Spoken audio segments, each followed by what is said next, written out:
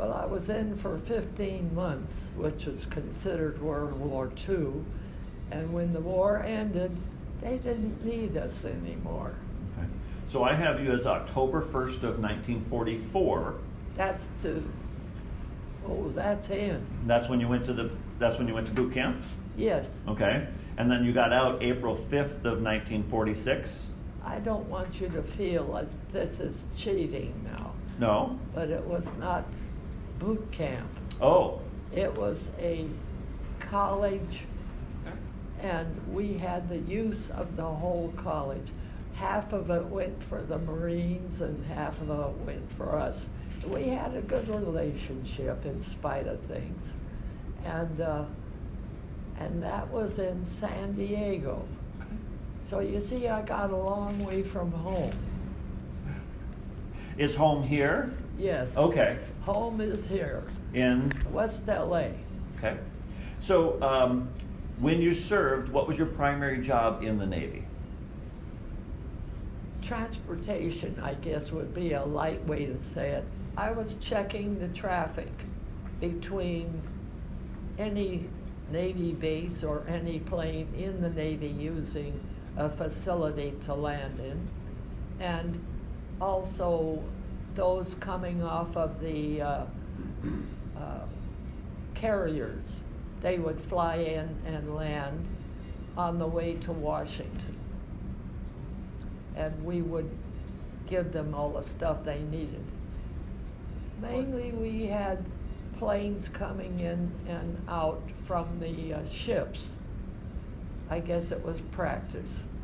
And then we also had those people who were being requested for interviews in Washington, D.C., and they were coming through,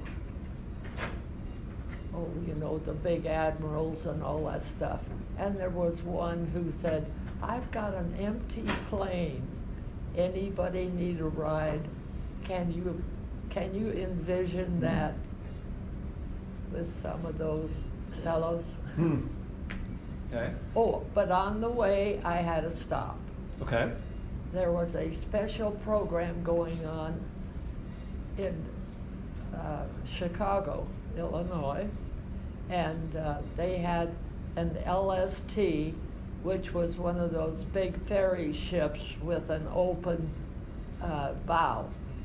And you go in and out of the bow to go see the program of what the Navy gives their families or who was involved with the Navy.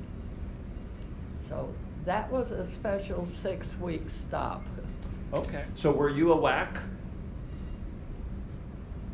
What branch? The Navy had a Women's Auxiliary Corps. It had the W.A.C.s. We were W.A.V.E.s. W.A.V.E.s, okay, which was Don't insult me. I'm sorry, so what were the W.A.V.E.s? Well, that was short for the women in the Navy. I don't know how they referred to them now. Too long. Do you remember what your rating and your ranking were? Oh, I'm embarrassed because I was still a second. There was no place for us in the Navy at the time. So there were 15 of us that were in the office in the tower at the airport. And the rating for the office was 2, and there were 15 of us. So were you an E2? No. You were a second-class petty officer? No. No? I was no officer. No, petty officer. Petty officer. Were Could you? even be a smaller one than that. No, I was a second-class seaman. Oh, okay. Oh, seaman second class, okay. No place to go. No. In our office, it ordinarily had a quote for 2. They were 2 secretaries, and they were in a special place about a half a mile away from our office. And they had the 2. So the 15 of us came into this office with no place to go. But we worked 3 shifts and made the switches as we went along. Well, I didn't. But I had a good friend afterwards when we were out that had been in the Navy, and she was up in San Francisco, and they had a rough time. Of course, San Francisco has a lot of naval facilities also, but most of the girls, that could be wrong, might not be most, but anything in skirts with a uniform on got a terrible rub from a lot of the guys just for the heck of it. She used to tell some pretty wild stories. Well, what person doesn't? Personal question, I loved him. I still do. Oh, there's something nice about him. I had seen him in a couple of places when I was, the day I was, oh no, that was for a special thing in the New York, what do they call those places where they have armory?